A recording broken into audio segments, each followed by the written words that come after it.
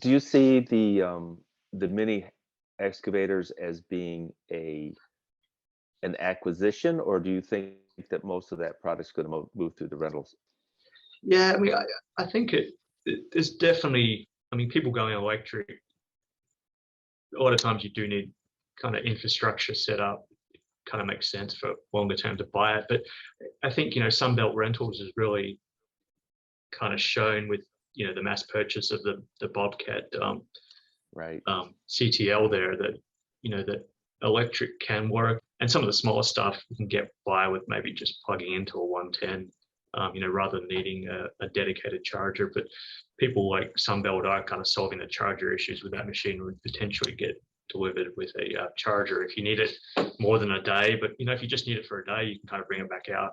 The rental company can kind of pick it back up at the end of the day and, solve the charging issue themselves. So I think it could be it's definitely gonna be both. So in a compact size, I think with the bigger machines, that would be difficult, but in a compact machine size, where you don't need as much power to charge them, it could work.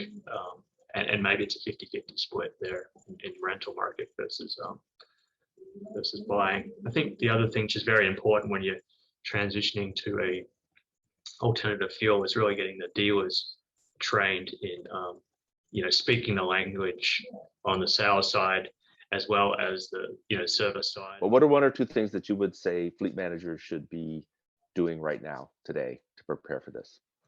Yeah, I mean, particularly like fleet managers that on the or equipment managers that look after equipment. I mean, I think the easiest stepping stone and what we've done is get your feet wet on the light duty side. If the charging infrastructure, installing charging infrastructure at this site, it's a challenge. Every project's a little bit different, particularly if you're going below ground and putting infrastructure in. The cost could vary greatly on where you're pulling that power from. So there's some manufacturers there on the light duty. I mean, Ford and GM announced they're coming out with electric pickups there. Most fleets have large inventories of pickup trucks to support their operation. How can you maybe get some of these pickups into your fleet first? Get the charging infrastructure in there.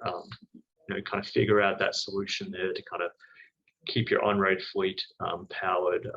See if there is any heavy duty trucks that you could also potentially pilot, get infrastructure there in.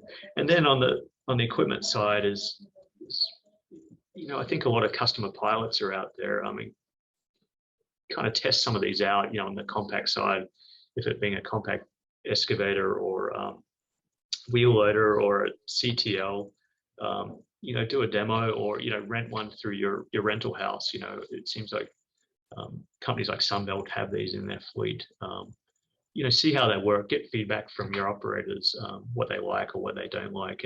And I think as fleets, OEMs aren't always going to have the answer unless we give them good feedback. So I think it's important that we kind of get these in the hands of our operators or our technicians and, let them kick the tires, let them see this technology and provide feedback to manufacturers. So as they're increasing their product lines on these, they can kind of maybe circumvent some of the problems.